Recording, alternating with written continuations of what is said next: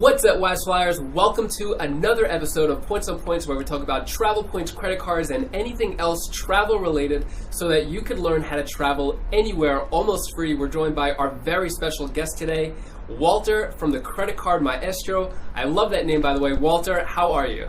I'm doing good, David. Thank you so much. How are you doing? Great. Thank you so much for being here. So the way this is going to work is we're going to talk about the 5 topics that are on the screen right now. There's going to be a 2-minute timer for each topic.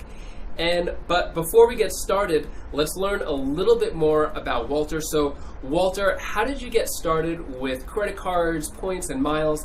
And what is the Credit Card Maestro? Cool, thank you. Thanks for having me. I'm excited to be here.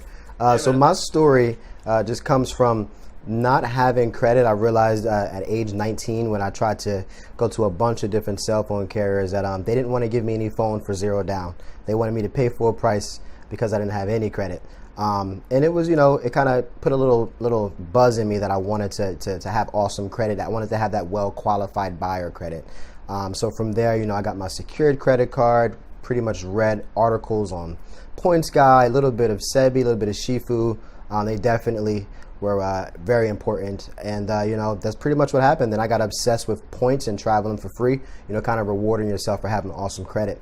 The Credit Card Maestro channel is all about travel vlogs, ways to increase or rebuild your credit, and it's no age, it's nothing age specific. It can be young or it can be older. That's what the Credit Card Maestro is about, just having fun, and as I'm growing, my subs are growing with me as well. Awesome, man. Yeah, and for everyone watching, definitely check out the link down in the description. I'm going to have a link to Walter's channel, the Credit Card Maestro. Definitely go over there, subscribe, like it, throw him some love on his videos. Thank you. So before we get started, one more question. You've been traveling for a few years and you've had a bunch of award redemptions. What has been your favorite award redemption so far? My favorite award redemption was 2 years ago. It was the American Express Gold Card, back when it was the Premier Rewards Gold Card. And it was $50,000. I think I was targeted, so it was a $50,000 sign-up offer. And I paid, I went to Barbados for about 5 nights, and I only ended up paying about $43 after I used the points. It was at Barbados, the Accra, right on the beach. It was beautiful. It was, to this date, my favorite redemption, for sure. Nice. Only $43 out of pocket. Yeah, you can't beat $43, especially like an exotic Caribbean island like that. That's awesome. Right. Definitely was my favorite. Very cool. Awesome. All right, so you ready to get started? I'm ready.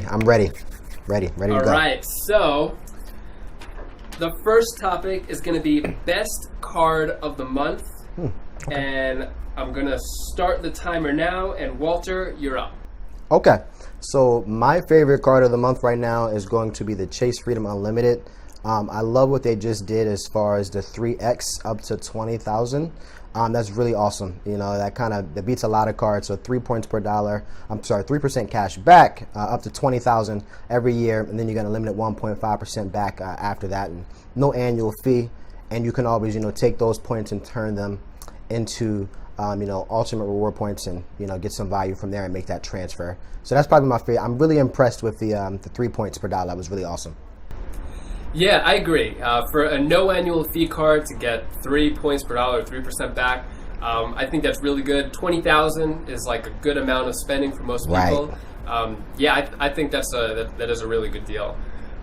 So my deal of choice, my favorite credit card, what I think is the best card of the month, would have to be the Chase Southwest Priority Card. So all the Chase Southwest cards are at 60,000 rapid reward points after spending $2,000 in 3 months. And the reason why I like this so much is because it's really easy to get the Companion Pass now for anyone who wants it. And the reason why I chose the Priority Card out of the Plus and the Premier is because I think the Priority Card has the best value. The annual fee is $149, but you're getting a $75 credit for Southwest every year, as well as 7,500 Southwest Rapid Reward points. So you're making back that annual fee pretty good. And I'm just excited about that. Even though I don't fly Southwest as much as I used to because I moved from New York, I still think there is a ton of value with Southwest. So I'm excited for other people to get the Southwest card. Yeah, that Companion Pass is awesome. It's so much easier to get now. Yeah, definitely. So, just one personal, one business, 120,000, get the companion pass. So, Right. or 110,000 is what you need, but 120,000 is what you get. All right. So, the next topic is going to be favorite keeper card. So I'm going to take this one. I'm going to go first on this one. Start the clock now. So just for those who don't know, a keeper card is basically a card that you're going to pay the annual fee on. Any card that does not have an annual fee, you want to keep that card anyway because it doesn't hurt just to keep the card as long as possible. But when you have a keeper card, ideally you're getting more value out of that card per year than you are paying the annual fee. So my favorite keeper card would have to be the IHG Club Rewards card. So this is the older IHG card, and the annual fee is only $49. And through the years, I've stayed at the Intercontinental in Johannesburg, and that would have cost, I think it was maybe like around $300 per night. And then in Charleston, I stayed there. That was like $250 a night. And then recently in Key West, I stayed at the Crown Plaza in Key West, perfect location, and that would have been, I think that was like $324 per night. And each time I redeemed these free nights, I only paid the annual fee of $49. So, I got a ton of value. So that's why that's my keeper card of choice. Walter, what's your favorite keeper card? So my favorite keeper card is going to be the American Express Platinum card. There's just so many benefits you get from it. You're talking about the $200 for airline reimbursements, the Uber credits, the $100 in Saks Fifth Avenue, the global entry / priority pass. You're going to pay $550 up front, but the perks, everything that I kind of just gave to you just killed the annual fee right there. And it's not including Centurion lounges, it's not including priority pass, it's not including roadside assistance up to 4 times per year. It's just not including the membership reward points, which I get at least about every year so far for the last 2 years. I've maxed out I think it's about 55 to 60,000 membership reward points, thanks to my subs and the referral links and for referral bonuses that I get. So that just right there kind of pays for the fee too. So definitely my favorite keeper card going to be the Amex Platinum card, hands down. Again, I'm paying $550 a year, but after all the perks and the credits and everything, it makes sense, and it kind of it gives me at least $1,000 in value every year guaranteed.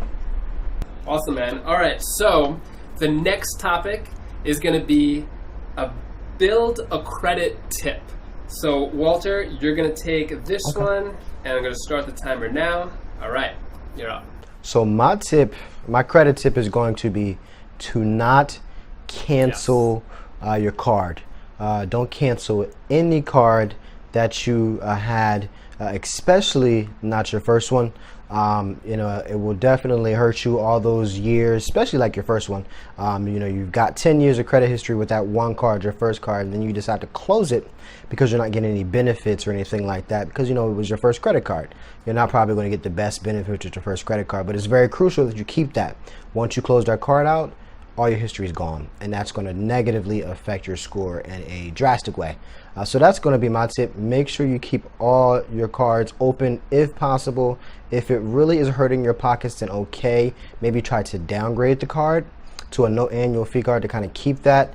But yes, my tip is going to be to never close out your cards, especially not the card that is your first card. It's just not good. Yes. Yeah, definitely. Because if it doesn't have an annual fee, there's no reason to close it. You could just keep it forever. And the one thing I wanted to add to that is also, if you're not using the card, you shouldn't close it, but also make sure you do like at least one purchase on this card every 6 to 9 months or so. This has actually happened to me where I haven't used the card for a while. I just put it in my sock drawer, completely forgot about it. And then, so it was actually the American Express Hilton card, and they actually closed the card on me. So, one thing I just wanted to add to that, don't close the card, but also make sure you do at least one purchase on that. Yeah. So, my credit tip to build credit would be kind of like another sort of passive process would be to become an authorized user for someone that you know and trust. So the reason why I think this is so good is because when you become an authorized user, you're actually piggybacking off of someone else's good credit. Now, this could also work against you, so that's why you want to make sure you trust the person and you know that they have good credit, because if you become an authorized user for somebody, if you become an authorized user for somebody who has bad credit, then that'll affect you as well. So if you find somebody who has good credit, maybe high 700s, 800s, and you become an authorized user for their card, then you reap all the benefits. It helps your credit grow more and more, higher and higher. But also, you don't have to even touch the credit card. So if you approach someone and say, hey, can you make me an authorized user? They do. Then they keep the card. They can even cut it up, and you never even have to touch it. So I think that, for me, is one of my favorite tips to build credit. That's an awesome tip. And you can start as young as 16 on some cards, too. True. Definitely. I actually have my daughter, when she was 4 years old, I got her as an authorized user on one of my cards. Wow. So starting her young, there's plenty of points out there to get. So, So next topic is going to be status matching. So with this one, I'm going to explain what status matching is, and then I'll have Walter take over and share with you how he's been able to take advantage of it. So I'm going to start the timer now. So what status matching is, I'm going to break it up into two parts. What status is and then status matching. So basically, status is when you are with an airline, hotel, or rental car loyalty program. Basically what happens is when you reach status, they give you a lot of perks. And the way to reach status is basically they're rewarding loyal customers. So let's use airlines as an example. If you're constantly flying on a certain airline like American Airlines, then not only are you going to get points or American Airline Advantage miles, but you're also going to get status. So if you fly a certain amount of times a year, let's say with business, you could get, rise up, get status. And some of the perks with status are free checked bags, or with hotels, you get free upgrades. So there's a lot of benefits to getting status. Now, the status matching, what that is these loyalty programs, they realize that once you have status with one loyalty program, that you're probably pretty cozy there, you don't want to move around, you really like that program because it has so many cushy benefits, and what they do is they match it. So for example, if you have Hilton status, like gold status, you can get Wyndham status, because they want to tempt you into thinking that you did a lot of work to get to that status, that why don't you come over to our loyalty program and experience our status, and it might be a lot better than what you think, and you'll be spending more money with us. So it makes sense for the loyalty programs. That's in a nutshell of what status matching is. So Walter, I'll let you take over and share how to take advantage of it and your experience with status matching.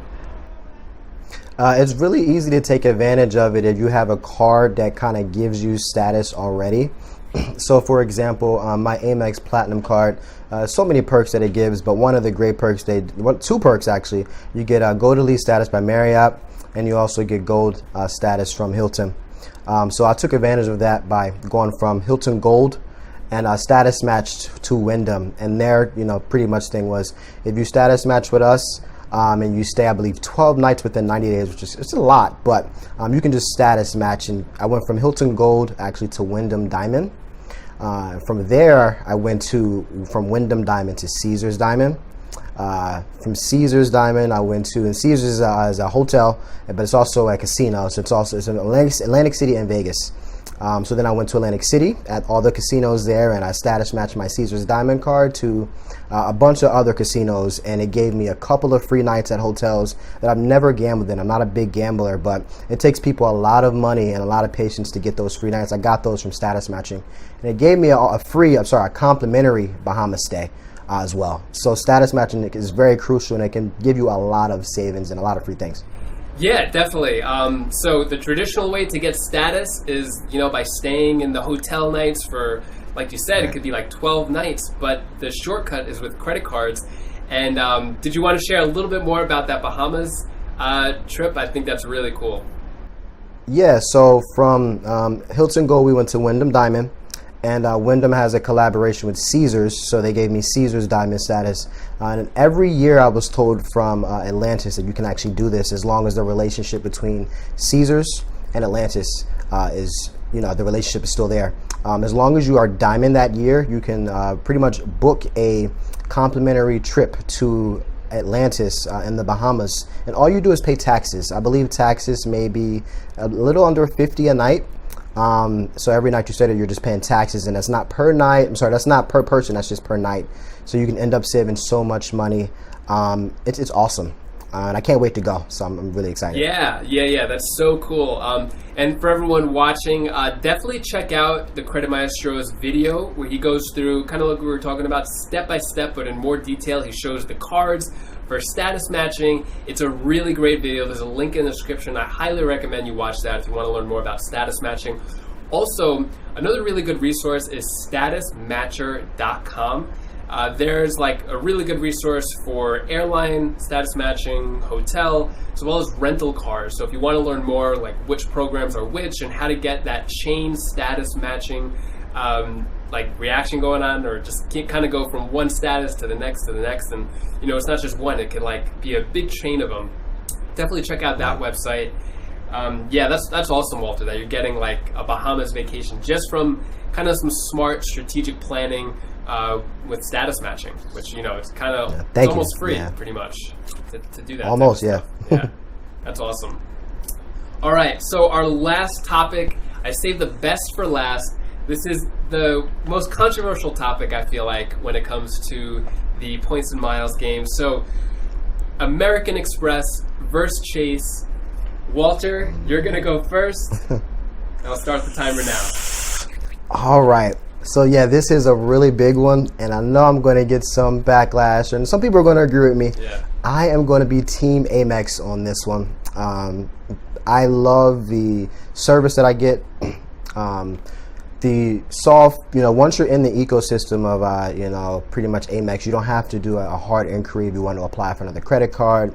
The perks that you get, they're always adding on more perks as far as the gold card, the platinum card, the rumored green card perks. So Amex all the way as far as me and the statuses they give me and all the perks. Yeah, so it's funny. A few weeks ago, I had Dustin on from Waller's Wallet, and we had the same conversation, and he was for American Express. Me personally, I like Chase. I think Chase is the better option, and I'll explain exactly why.